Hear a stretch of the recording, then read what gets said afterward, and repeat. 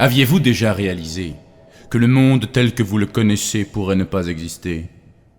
Aujourd'hui que le théâtre nous divertit, que la philosophie de Socrate nous inspire, aujourd'hui que la démocratie nous semble naturellement aller de soi, nous imaginons mal qu'il fut un temps où tout cela n'était pas encore écrit dans le grand livre de l'homme.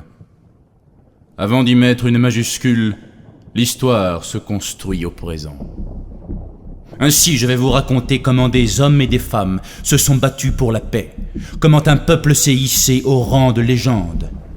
Une terrible guerre défendant les intérêts d'une brillante civilisation fondatrice de grande culture, une poignée d'hommes et de femmes croyant à l'impossible, dont les glorieux faits d'armes ont changé le cours de l'histoire. Des hommes, des femmes, non, des Spartiates. Nous sommes au 5e siècle avant Jésus-Christ. Menés par le redoutable foudre de guerre Léonidas, les Spartiates, nés et élevés pour le combat, vivaient continuellement avec l'idée de leur propre mort qu'ils rêvaient sur le champ de bataille. Connus dans le monde entier pour leur bravoure et leur ténacité, ils avaient pour habitude de terrifier les guerriers assez hardis pour leur faire face, faisant parfois fuir par leur seule présence des armées entières. Les Spartiates ne redoutaient rien, ni personne.